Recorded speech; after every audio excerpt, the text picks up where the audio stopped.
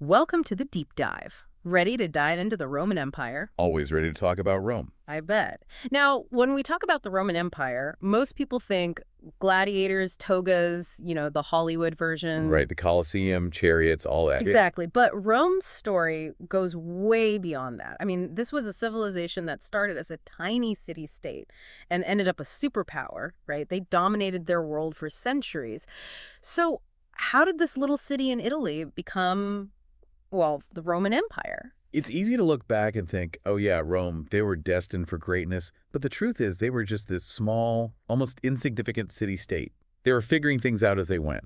So they weren't always this mighty empire. Not at all. What's fascinating is how they went from that to one of history's most influential empires. It's like the ultimate underdog story. You could say that, yeah. Okay, so let's go back to the very beginning. We've all heard the story of Romulus and Remus, raised by a she-wolf.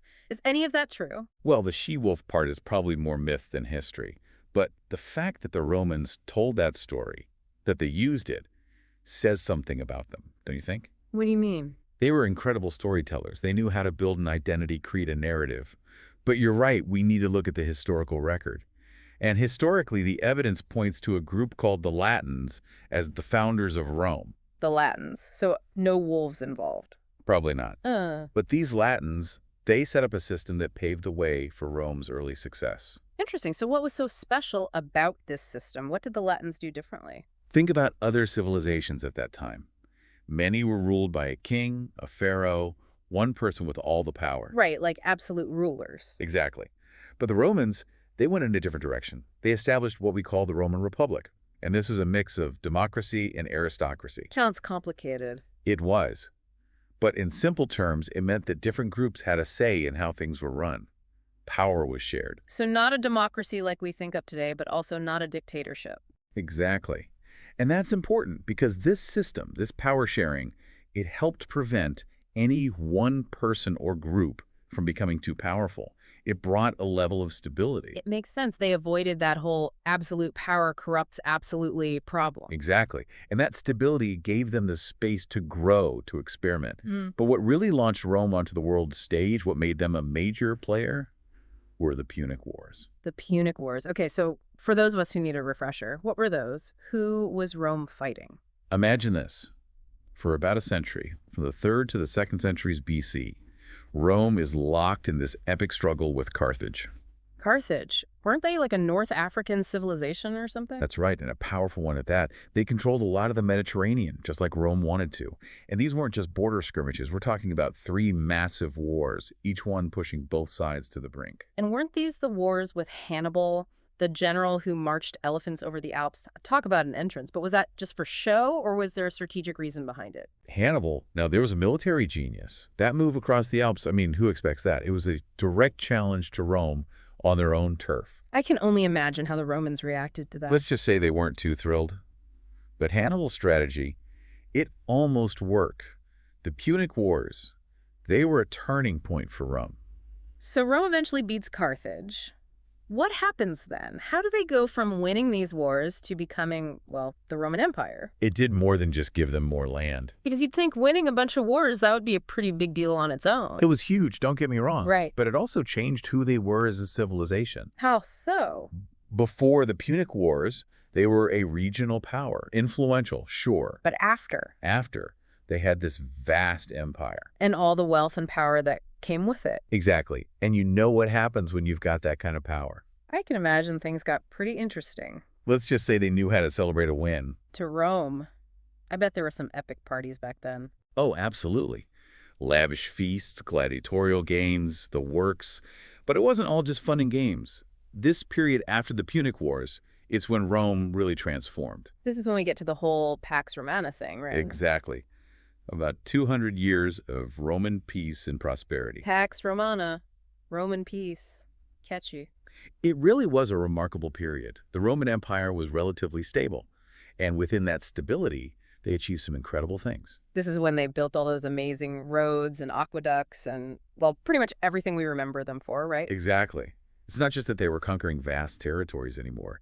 They were creating, building, innovating. It's kind of amazing when you think about it, Like that. how they went from being these fierce warriors to these incredible builders and engineers. They definitely had a range. That's for sure. And their architecture, I mean, take the Colosseum, for example. That wasn't just a building, it was a statement. Oh, absolutely. Thousands of people would pack in there to watch gladiators fight, chariot races, even, what was it, mock naval battles? They did. Can you imagine?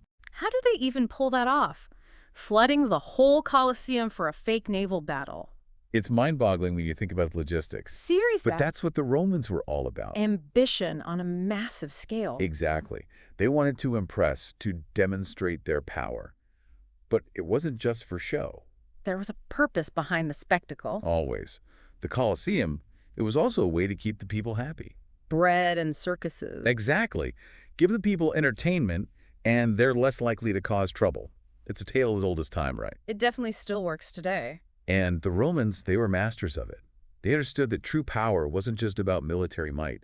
It was about control, influence, and keeping the masses on your side. And they were really good at that, weren't they? They were incredibly effective. And another key to their success, they didn't just conquer people, they tried to integrate them into Roman life. Interesting. Tell me more about that. They spread their laws, their language, their culture throughout the empire. So even though they were ruling over all these different people from different places, They tried to create a sense of unity, a shared Roman identity.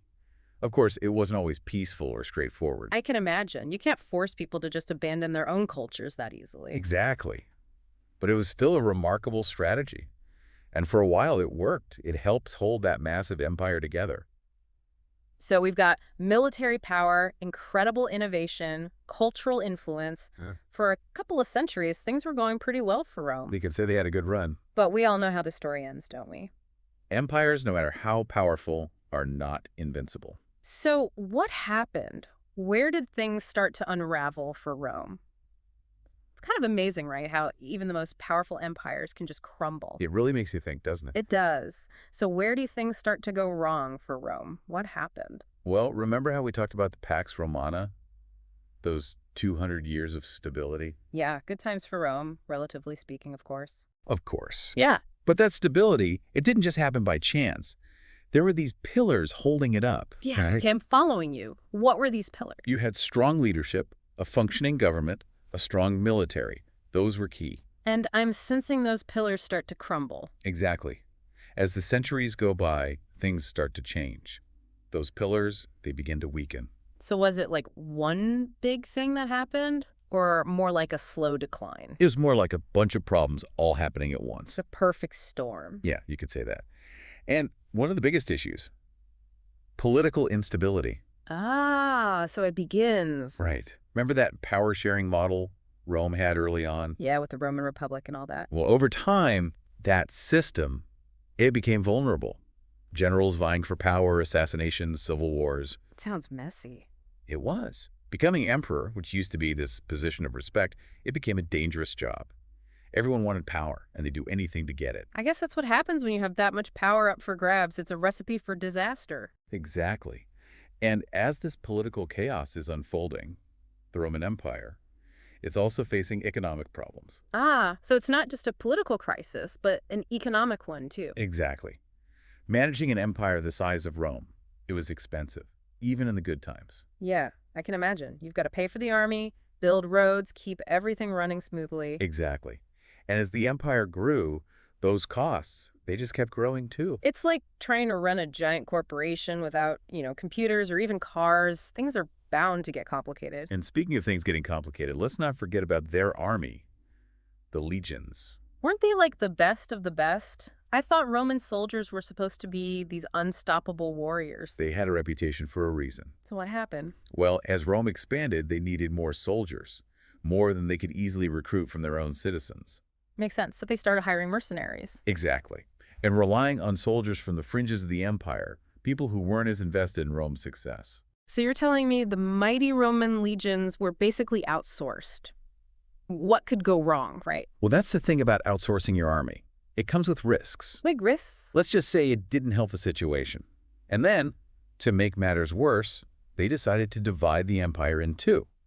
You've got the Western Roman Empire and the Eastern Roman Empire. Wait, they divided it?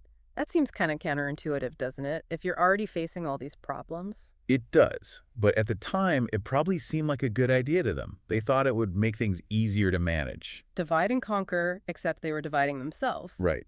But instead of making things easier, it actually made the Western Roman Empire, which was already struggling, even more vulnerable. Because now you've got two empires to defend with fewer resources. Exactly. It's a classic case of unintended consequences. Mm. And all of this, it sets the stage for what most people call the fall of Rome. But it wasn't just one event. It was more like the culmination of all these different factors we've been talking about. Exactly. A slow burn with a few big explosions along the way. So what were the final nails in the coffin? What finished off the Roman Empire? Well, remember those migrating groups that were putting pressure on Rome's borders? Yeah, the barbarians, as the Romans called them. Right. Groups like the Visigoths. And they saw an opportunity, right, with Rome weakening. Exactly. And in 410 AD, the Visigoths, they sack Rome. They did what? They sacked Rome. It was a huge deal. I bet. That's like the unthinkable happening. Rome was supposed to be invincible? That's the thing about empires. They might seem invincible, but they're not. So what happens after Rome gets sacked? That's got to be a pretty big blow, even for a struggling empire. It was a turning point. The Western Roman Empire, it limps along for a few more decades. But it's really only a matter of time at that point. Pretty much. And by 476 AD, the last Roman emperor in the West, he's overthrown.